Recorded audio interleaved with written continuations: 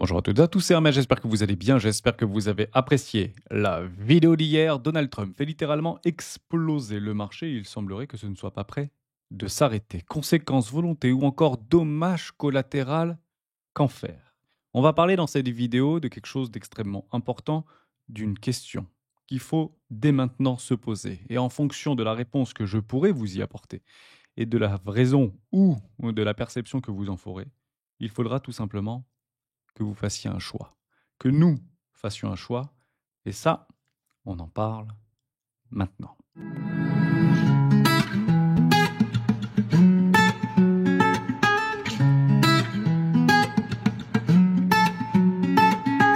Et juste avant de commencer, je vous invite toujours à rejoindre le Score des Rois du Marché. Vous trouverez le lien dans la description. À l'intérieur, une documentation qui se trouve juste ici, dans le forum. La stratégie des 4 rois. N'hésitez pas à l'utiliser, vous en imprégnez, vous en inspirez. Vous pouvez également la télécharger ici en cliquant sur ce petit bouton. Vous cliquez là, il y a un petit Google Doc qui va s'afficher. C'est un PDF de 18 pages, extrêmement facile à lire, extrêmement facile à s'inspirer, voire à s'en imprégner pour vous aussi trouver votre propre style d'investissement. Sur ce court, moyen, long terme, voire très long terme, j'utilise depuis plusieurs années. Marché traditionnel comme crypto-actif, et ça fonctionne. Encore faut-il être patient.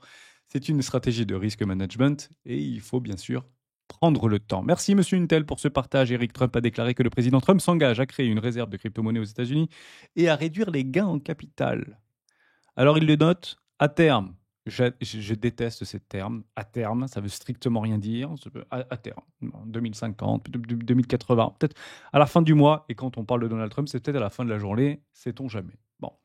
Maintenant, c'est assez intéressant puisqu'il y a quand même quelque chose qui est passé, et je l'ai lu dans le Discord encore ce matin, un des rois du marché, par rapport à Eric Trump qui avait dans son propre Discord, petite note qui a fuité, comme quoi Donald Trump pourrait tweeter d'ici à vendredi que ceux qui détiennent des crypto-monnaies depuis plus d'un an ne seront pas imposés. Ce qui pourrait éventuellement donner encore un tout petit peu plus de volatilité. Mais pour l'heure, c'est dur, ce qu'on est en train de vivre, effectivement. Bon, on avait des gaps complètement comblés. Ici, il était magnifique celui-ci. Hein. Bon, il n'a pas duré très longtemps, il a duré qu'une journée. Celui-là également a été complètement validé, comblé. Il manque donc celui-ci. Est-ce qu'on va, oui ou non, venir le combler? 77 700 $ actuellement sur le Chicago Mercantile. Et ensuite, il y en a des plus bas, 53 000 $, puis potentiellement les 48 000 $. Et le dernier potentiellement à venir combler serait celui-ci très exactement qui se trouve à 20 000 $. Voilà, si vous voulez jouer les gaps, le dernier gap à jouer, c'est les 20 000 $, puisqu'il est très peu probable qu'on y avait beaucoup en dessous. Déjà, ce serait terrible, je vous le dis franchement, par rapport au marché crypto. J'y crois pas, personnellement, mais sait-on jamais, encore une fois. Moi, je ne sais pas de quoi est fait l'avenir. Et c'est celui-ci, c'est ce gap de rupture qui n'est censé être jamais retesté. Et c'est les seuls, en fait, qui sont censés ne pas être comblés. Et lorsque vous avez des gaps de rupture qui marquent le début d'une nouvelle tendance, là, c'est un constat clair, net et précis, hein, il n'y a aucun doute à ça. On est passé de 17 000 à 100 000 $. On est bel et bien dans une tendance avec des nouveaux all-time high, théorie de dos complètement validée. OK pour ça. Donc ça en laisse derrière. Et c'est la raison pour laquelle on dit que 9 chances sur 10 de venir combler des gaps. Donc c'est ceux-là hein, qui font partie des 9 chances sur 10. Il y en a beaucoup des gaps, hein. Rassurez-vous par rapport à ça. Mais il est vrai qu'on a tendance à penser que le marché a horreur du vide. Je partage ce qui a été partagé notamment dans le Discord des rois du marché dans Alanis Graphique, juste ici. J'ai trouvé ça assez sympa. Je le joue d'ailleurs personnellement, donc j'attends patiemment que le marché vienne à moi. C'est par rapport à Monsieur Intel, encore une fois, qui nous partage une proposition sur une méthode de wake-off par rapport à un sprint que nous avons réalisé ici. Test ici LPS, Jump Across SOS, LPS et expansion. Ouais, ça semble plutôt pas mal. Et en fait, il y a une toute petite distinction entre une période, de méthode de wake-off, de distribution et de réaccumulation, c'est le creep. Ici, le petit creep, vous voyez, vous avez une espèce de canal descendant qui peut ressembler à un falling wedge. Donc une anticipation de cassure vers le haut, c'est la résolution probable de ce type de pattern ici. Finalement, on va chercher beaucoup plus bas, on prend toute la liquidité. On le considère donc ici comme un Springs. Et si vous aviez plutôt une méthode de distribution, vous avez exactement la même chose, mais plutôt à l'envers. Hein. C'est plutôt quelque chose qui va monter ici pour aller chercher beaucoup plus haut, ce qu'on appelle un UTAD notamment. Donc, est-ce qu'on le joue, est-ce qu'on ne le joue pas, est-ce que ça vous plaît, est-ce que ça vous plaît pas? Encore une fois, comme toutes les méthodologies patternistes, Ça se constate. Hein, on ne les joue qu'à la constatation. Donc, il faut aller chercher les extrêmes. Et nous sommes bel et bien actuellement, à l'heure où je vous parle, dans un extrême. Vous avez aussi Versin qui nous partage des vagues d'Elliott, juste là, par rapport à une A, d'une 4, par rapport à une 2, dans une plus grande 5, peut-être dans une 3. Je ne sais pas, la bleue, c'est quoi? Peut-être une, 2, 3. Donc, la 3, c'est plutôt une bleue ici, la grande bleue. Pour aller chercher aux alentours des 650 000 $. Why not? Extension Fibonacci, logarithmique ou non, aux alentours des 1,618. Moi, j'ai un objectif beaucoup moins fortuite, hein, c'est à peu près les 230 000 $. J'y crois bien et j'y compte bien. Je pense qu'on va aller les chercher et il faudra bien sûr répondre à cette question si on souhaite aller les chercher. C'est pas très compliqué, je vous le donne en mille. Mais juste avant, on peut parler de Trump. Trump, douane. Trump, guerre. Trump, tweet. Trump est imprévisible. L'imprévisible de Trump donne des incertitudes. Et je vous le dis franchement, je commence à renforcer un billet peut-être un petit peu néfaste. J'ai l'impression que ces mecs n'ont pas de plan. Je pense qu'il n'y a pas de plan. Déjà, Elon Musk, je pense qu'il a un plan à 2 heures, lui, dans sa tête. Et toutes les 2 heures, c'est un nouveau monde qui se crée. Mais Donald Trump, je pense qu'il rentre un petit peu dans le jeu de quelque chose qui ne doit pas ressembler, j'ai envie de dire, à un président, puisque j'ai vraiment l'impression qu'ils n'ont pas de vision. Et ça, c'est quelque chose qui est très perturbant pour les marchés. Et c'est ce qui crée une forme d'incertitude. Et cette incertitude, on la ressent ici par rapport au VIX qui est re-rentré au-dessus des 20. Est-ce que c'est bien, est-ce que c'est pas bien? On n'est pas dans une panique générale. Les paniques générales, on doit les constater par rapport à un chiffre dramatique. Et ce chiffre, bah, vous savez quoi? On en a eu un premier aspect juste là par rapport à la Réserve fédérale de Atlanta qui nous propose une estimation pour mars 2025 à moins 2,8% en estimation de croissance de PIB. Waouh! Et ça s'est fait en une semaine, même pas, hein, depuis 4 jours. Donc, est-ce que le monde rentre dans une forme de récession, notamment les États-Unis, qui aujourd'hui fait la pluie et le beau temps un petit peu du monde, hein, surtout pour les Occidentaux? Est-ce que c'est un truc à jouer, ça? Est-ce que c'est un truc qu'il faut prendre en considération? Encore une fois, par rapport à ces estimations de croissance, ça peut énormément évoluer en fonction d'une décision, mais j'ai l'impression que cet indicateur est en train de prendre à argent comptant les tweets qui sortent, entre guillemets, de la main de Donald Trump. Est-ce qu'il faut les prendre en considération? Honnêtement, c'est dramatique. Maintenant, je vous rappelle, le terme récession, récession, c'est 2 quarters, 2 trimestres consécutifs inférieurs à zéro sur le PIB. Voilà, c'est ça une récession. Donc si on doit constater une récession, c'est pas avant le mois de juin en réalité, hein. Vous avez janvier, février, mars, avril, mai, juin. Il faudrait qu'il y ait 2 quarters consécutifs, donc 2 trimestres consécutifs, inférieurs à 0% pour constater et confirmer une récession. C'est exactement ce qu'on avait vécu, hein, soit dit en passant, en 2022 avec Joe Biden. Et puis, bah non, c'était pas réellement une récession, c'était tout autre chose. C'est comme l'inflation, non, non, c'est pas l'augmentation des prix, c'est tout autre chose. Et c'est pas l'impression monétaire, évidemment. Donc ça, c'était la première chose. Est-ce qu'il faut le prendre en compte? À vous de prendre en considération, oui ou non, ce type d'anticipation. Hein, c'est très important de parler d'anticipation. Je regarde d'autres des anticipations. C'est comment se comportent actuellement les ETF, parce que c'est quand même quelque chose qui galvanise aujourd'hui la psychologie. Bon, il y a encore du côté de donc BlackRock, pardon, qui continue un petit peu à dégrader, mais tous les autres sont à zéro, hormis Grayscale, voire ARK Invest, alors que Cathy Wood avait vendu ses propres ETF pour pouvoir acheter de l'action Coinbase. Encore, c'était fin de semaine dernière. On se retrouve à moins 74 millions, c'est à peu près équilibré par rapport à vendredi. C'est pas là où il y a une panique. En réalité, en tout cas, je ne pense pas. Je vais vous dire où est-ce qu'il y a la panique, et honnêtement, ça commence un petit peu à chauffer un petit peu partout en ce moment, et je pense que ça va continuer à faire des zigzags, vous allez voir et vous allez comprendre. Guerre. Il semblerait que dans un retournement de rapport de force extraordinaire, Donald Trump ne soit plus l'ami des Européens, mais plutôt l'ami de Vladimir Poutine, ce qui est complètement dingue. En réalité, ce qui est en train de se passer actuellement par rapport à une politique américaine sur les 4 dernières années est incroyable. Le retournement de situation est complètement délirant.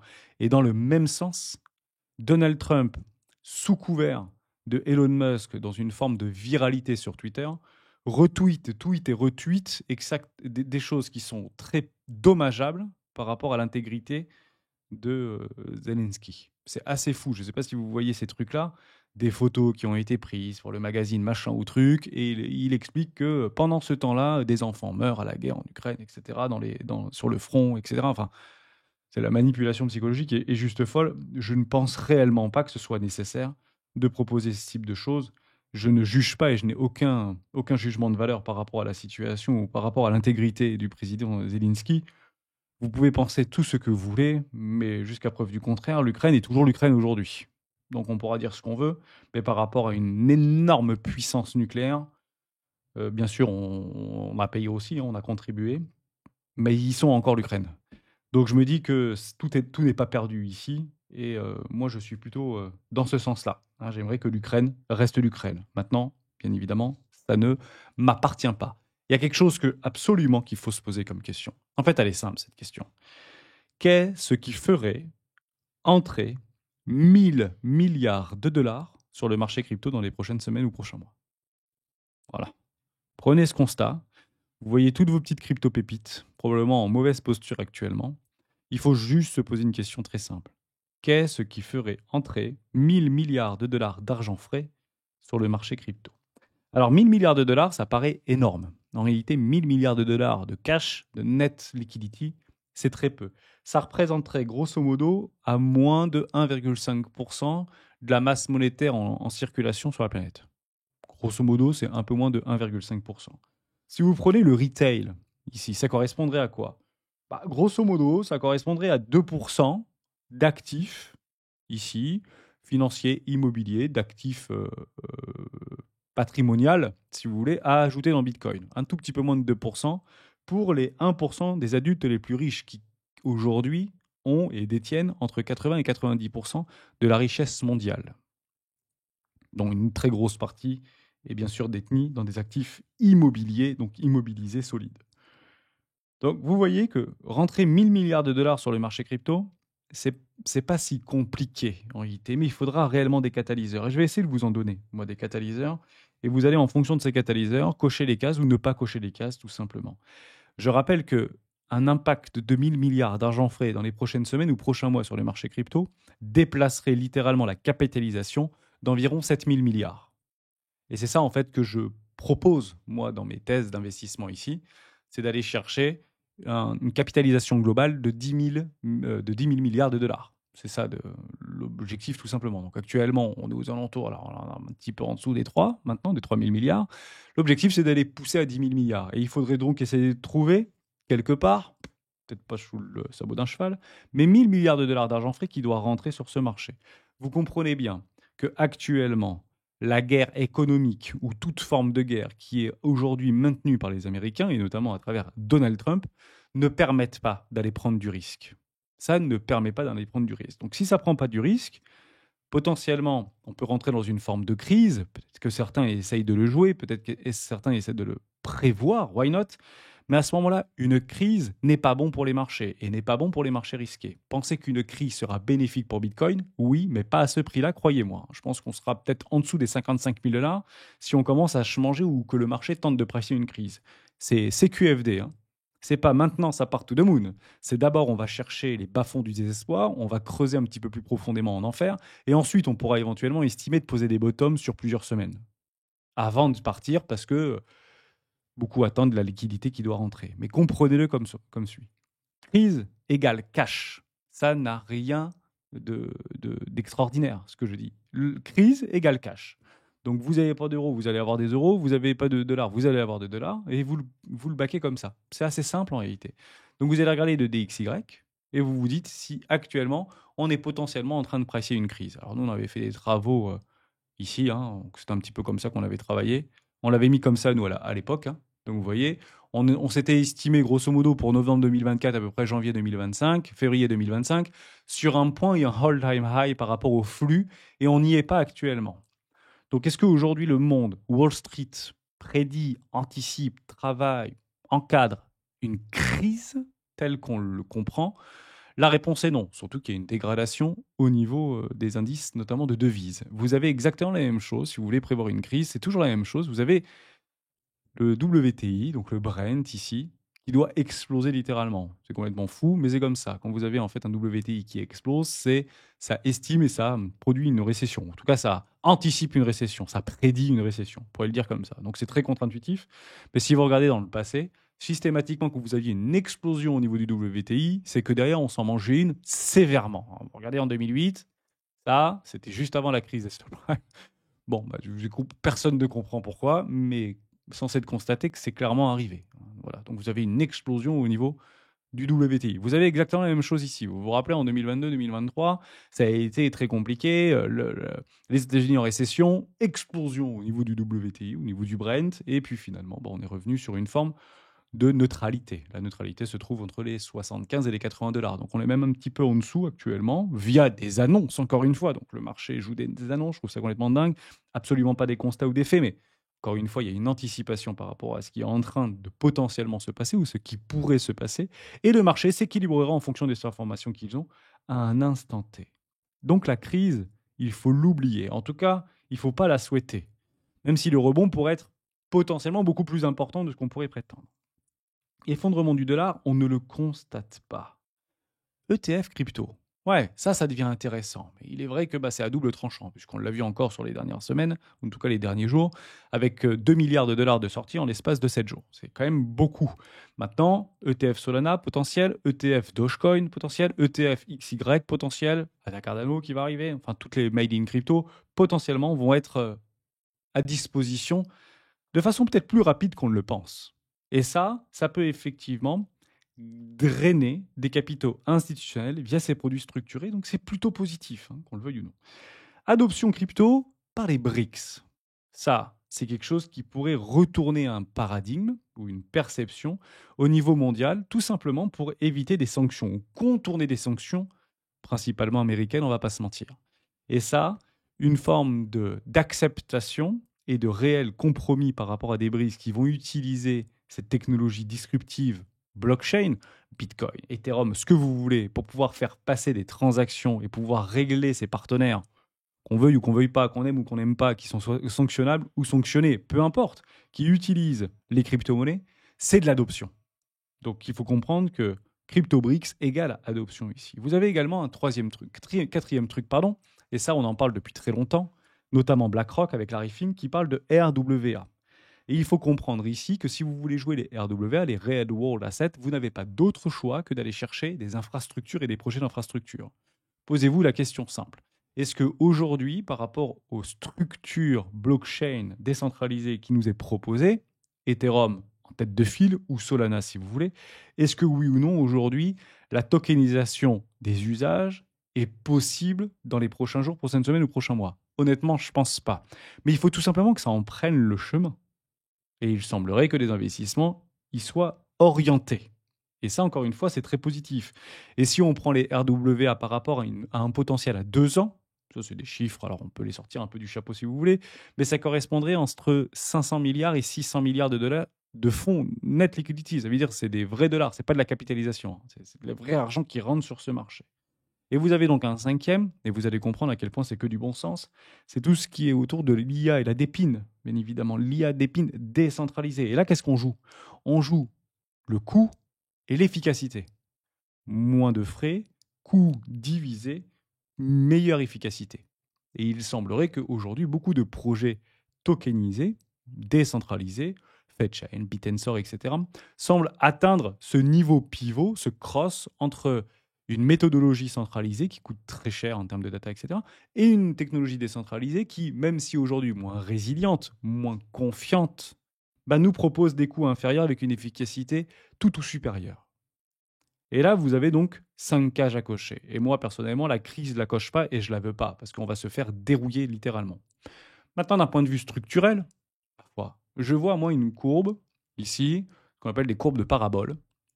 On va chercher les points bas, les points bas, les points bas, les points bas, et on est en train de travailler ce point bas. Maintenant, estimer qu'on va tout simplement mourir d'ici très peu de temps, qu'on va littéralement s'effondrer. Non, personnellement, je ne le joue pas. Je ne le joue pas. Et je vais vous expliquer pourquoi je ne joue pas. Parce que si, dans moins de 3 heures, Donald Trump, alors qu'aujourd'hui, puisqu'il nous l'a dit pas plus tard qu'hier, Trump confirme et signe, persigne la hausse des droits de douane pour la Chine, le Canada et le Mexique, c'est aujourd'hui, ce mardi 4 mars. Je ne sais pas si vous êtes au courant, mais il y a quelque chose qui existe aux États-Unis, je trouve ça assez sympa, c'est ce qu'on appelle le Congrès. Vous savez, nous, on a à peu près la même chose, ça s'appelle le Parlement. Vous avez le Sénat également aux États-Unis, nous, on a l'Assemblée nationale et le Sénat. Et généralement, quand il y a des décisions qui concernent tout un peuple, voire des pays alliés, voire une politique internationale, il y a des gens qui peuvent voter pour être en accord ou pas avec l'exécutif, même s'ils ont des pleins pouvoirs. Il n'y a aucun problème avec ça, les républicains sont à la chambre basse, chambre haute, c'est QFD. Est-ce que vous savez sur quel principe le président peut, de façon rocketman, parce qu'il nous avait expliqué ça du président nord-coréen Donald Trump lors de son premier mandat, rocketman, lui c'est tweetman et douaneman, on peut l'appeler comme ça, ça doit concerner un niveau de sécurité nationale. Donc je me pose une question très simple. Est-ce que le commerce international entre ses alliés du Canada est identifié ou corrélé à un défi d'ordre de sécurité nationale? Est-ce qu'aujourd'hui, les relations bilatérales avec l'Europe sont considérées comme de la sécurité nationale? La Chine, même demande. Mexique, même demande. Et c'est la raison pour laquelle, je ne sais pas si vous avez vu, et vous avez peut-être probablement compris ça, c'est lorsqu'il parle de la Chine par rapport à des taxes de douane qui sont passées de 10 à 20%, vous avez vu, hein, hop, ça double up. Et lui aussi, il fait la stratégie des 4 rois, boum, 110%, boum, on double, allez, x2, tout va bien. Il prend en fait des cas très précis. Fentanyl pour le Mexique, opioïdes pour la Chine, truc chouette pour le Canada, l'Europe parce qu'on n'a pas été gentil. Sécurité nationale parce qu'on n'a pas été gentil, apparemment. L'Europe a été créée pour emmerder les États-Unis. Ça, c'est un niveau de sécurité nationale. Donc, je ne sais pas dans quel monde on est en train de vivre actuellement. Moi, j'ai juste envie de vous partager ce qu'il est en train de faire. On a l'impression que tout le monde est rangé en bataille, main dans la main, bras dessous, bras dessus, derrière Donald Trump. Je ne pense pas ça. Je ne pense pas. Parce qu'il est en train très probablement de diriger son pays vers la ruine et non pas l'âge d'or. Et ça, cette perte de confiance, parce que tout le système aujourd'hui mondial, tout le système financier mondial retombe et est basé sur la confiance. Et s'il éreinte cette confiance-là, parce qu'on pouvait dire tous les mots d'oiseau à Joe Biden, son inefficacité crée de la confiance. En tout cas, ça ne crée pas de l'incertitude. Eh oui, il a une vision claire, il donne une perspective. Donald Trump, il dit un truc la veille, et puis il reporte. Puis il redit, non mais c'est demain. Mais vous aviez dit que c'était l'année prochaine. Non, c'est demain. Voilà, j'ai dit, il y a un moment donné, il faut agir. Et il explique à son homologue ukrainien qu'il est en train de mettre en place la Troisième Guerre mondiale. Donc il faut faire attention. Donc on va plus te suivre. Et que normalement on dit, si, bien sûr qu'on va lui signer les contrats. Et puis de l'autre côté, avec les Iraniens, il balance 3 milliards de dollars. Et puis après, il revient, il dit non, mais l'Ukraine, moi, je veux plus travailler avec eux. Et puis, de toute manière, si, bien sûr qu'on va continuer à être. Oh, waouh, ok. Donc, je pense qu'à un moment donné, il va falloir prendre un tout petit peu de recul et que j'ai comme un doute très franc, par rapport à l'application de ces taxes de douane par rapport à ses alliés. Et vous allez voir que si aujourd'hui, il sort sa plume et il dit c'est bon, j'ai eu mon homologue canadien, nous allons discuter la semaine prochaine. Les marchés vont ressemballer. Voilà, donc bienvenue dans la machine à laver. Donc vous n'êtes pas actuellement sur la machine à laver des crypto-monnaies, vous êtes actuellement dans la machine à laver de la politique extravagante de Donald Trump. Voilà, tout simplement. Et pendant ce temps-là, vous avez une dégradation, notamment vis-à-vis des bons du Trésor américain, donc une demande par rapport à une potentielle crise de confiance. Et partez du principe que si tous les capitaux vont aux États-Unis, si le dollar est fort, si les obligations d'État, de toute manière, ils ont un canon beaucoup plus grand que le nôtre, donc automatiquement, il nous le fera avaler, hein, son dollar, de toute manière. Mais par là, hein, on a un petit peu des canards ou des oies ici. C'est comme ça, hein, le monde a toujours été l'oie des États-Unis, jusqu'à preuve du contraire. Vous avez une dégradation au niveau, ici, du dollar américain. Mais si cette confiance commence à s'éroder, c'est à ce moment-là, très précisément, que le Bitcoin commence à exploser. Parce que c'est une forme de vase communicant. C'est un collatéral de sécurité. Je pense que c'était franchement important de remettre ça en place, ensemble, pour bien comprendre là où on mettait les pieds, là où on était. Nous ne sommes actuellement pas en vue de la volatilité du marché dans le monde de la crypto-monnaie. On est plutôt dans le monde artificiel de Donald Trump, à ses risques et périls, pour le meilleur ou pour le pire. C'est toujours la même chose.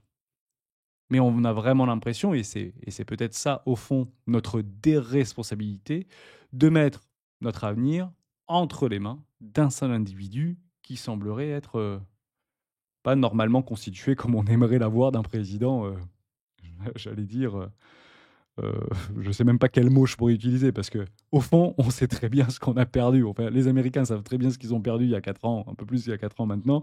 Ils savaient très bien ce qu'il allait retrouver. Il allait le retrouver encore plus en forme, le loustic. Donc, bah, ça plaît sur un instant T, ça plaît moins dans un second temps.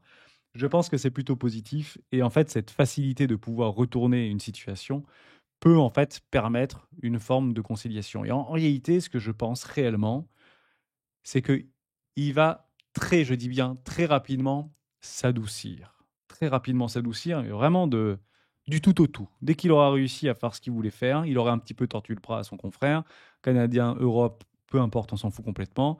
Vous allez voir que ça, hop, ça va se linéariser. Et il sera très content sur les médias et plus sur ses tweets qu'il a réussi sa négociation et que c'est quelqu'un de dominant. Et vous allez voir, vous allez faire le constat entre aujourd'hui, à l'heure où je vous ai partagé cette vidéo, et on reprend le même rendez-vous dans un an, et on se dira, OK, qu'est-ce qui a concrètement changé aux États-Unis? Parce que ce qu'il n'a pas aussi annoncé depuis maintenant l'élection et le début de son investiture, ça en est où les réductions d'impôts? Ça en est où les réductions d'impôts sur les entreprises? Ça en est où la suppression de l'impôt sur le revenu pour redonner du pouvoir d'achat aux Américains? Ça en est où ça? Non, il parle de la douane, il parle de machin, il parle de trucs. De temps en temps, il fait un tweet sur les cryptos, ça nous fait bien rigoler, et puis ça fait un petit peu de volatilité, mais sans être constaté qu'on se retrouve à peu près au même niveau. Ça en est où tout ça? Ce qui concerne réellement les Américains, ça en est où? Réfléchissez là-dessus et vous allez voir qu'au fond, beaucoup de bruit pour peut-être très peu d'action. On n'en repart pas plus tard qu'à la fin de la journée. Je serai là d'ailleurs pour vous le tweeter. Donc faites très attention par rapport à cette situation de marché. Aujourd'hui, dans les mains d'un tweet qui pourrait en remplacer un autre bien plus rapidement qu'on ne le pense, j'ai presque envie de dire, tenez bon, la cyclicité est bonne, la traction est bonne, l'adoption est sur un bon chemin. La seule chose qu'on veut juste pas, c'est une crise. Voilà, on ne veut pas de crise, tout simplement. On se retrouve demain pour parler de quelques cryptoactifs. Ciao.